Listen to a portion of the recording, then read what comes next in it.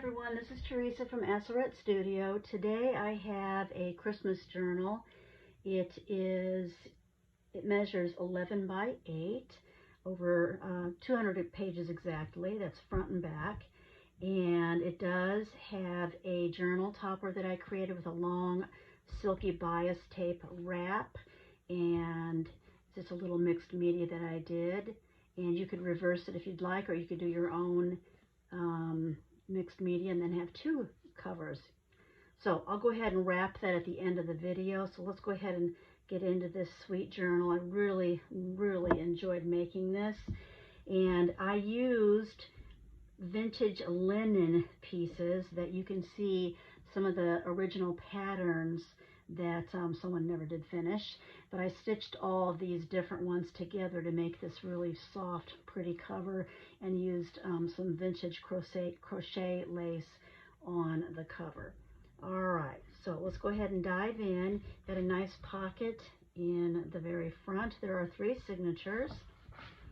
Lots of places to write, attach memorabilia, a few pages from some children's Christmas books, some stamping.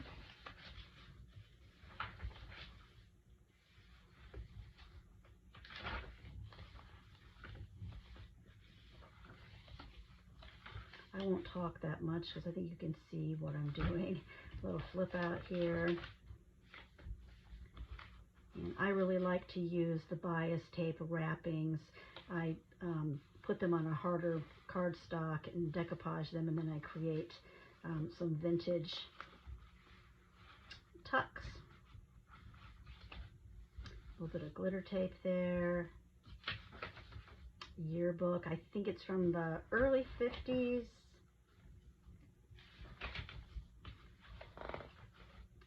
Pages from some Christmas books. I do leave my ties extra long so you can attach buttons, charms, and whatnot. These are fun to read. Some planner pages for my teaching days. Lots of places to write. Lots of big pages. A ruffle there. Tin holes. Vintage wrapping paper that I've stitched on. A nice little belly band. And this is actually a letter from, I believe, the 1930s. I went ahead and attached it to this. It's fun to read, if you can read that handwriting.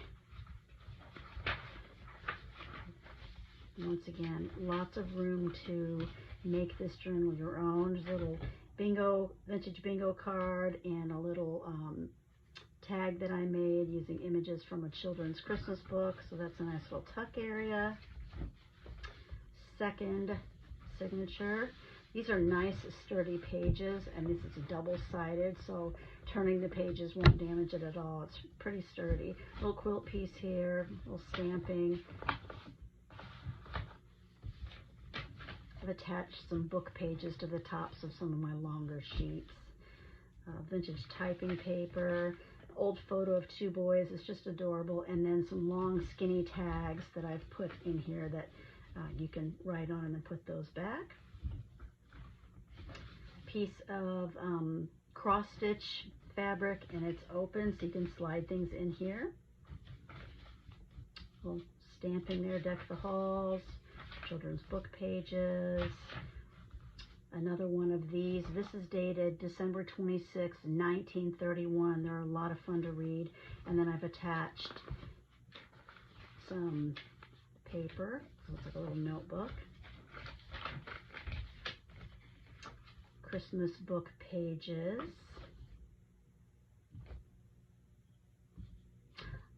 I think this is an Edith, I'm going to forget her name, Holden. I'm probably wrong, but it's from a vintage book. And then you've got an old piece of music sheet that, let me see if I can find the date. I got it at a book fair. It was from a really old book. I want to say it was 1930s. Anyway, so I've got a little pocket here with some ephemera and whatnot, little journal tags.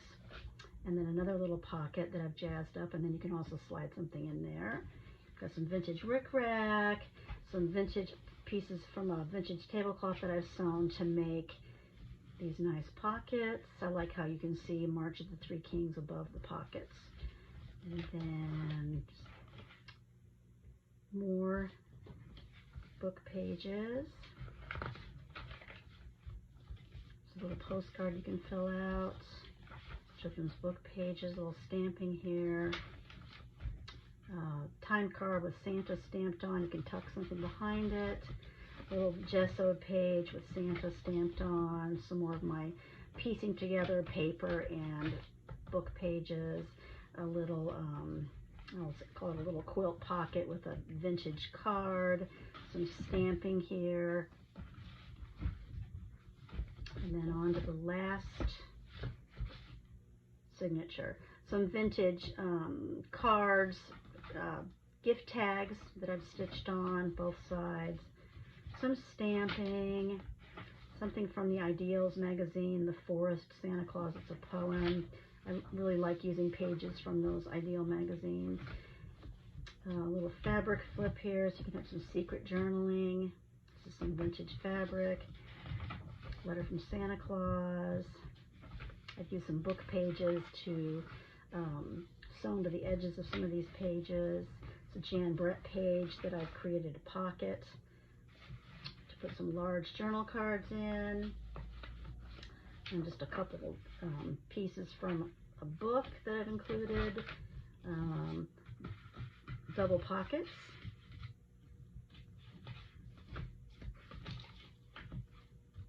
I do a lot of machine sewing in my journals, and this is just a little bingo card on one side. You can do some maybe some Tim Holtz little people, do some stamping on that, and then there's a little pocket sewn in the back. So you've got a nice pocket there. Beautiful plaid page. This is some vintage Christmas wrapping paper that I've adhered. This is really sturdy. It'd be a great place to mount some photos. Slide something fun in there. With fabric, gingerbread fabric. Another one of those large cards that I've stamped, and it's got a little tab on it. So I've got that in the other side of the Jan Brett. A nice little pocket.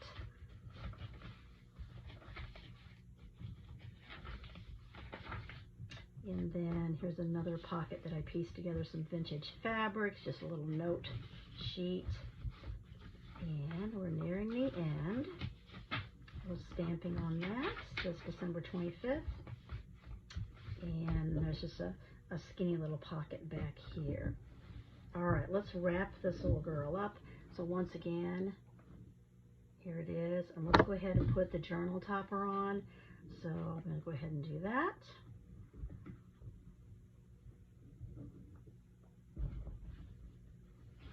And I think I've wrapped it around twice. You might be able to do 3 times. So I'm going to go like this.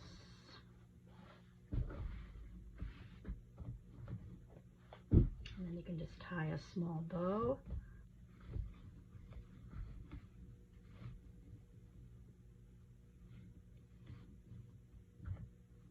There you go.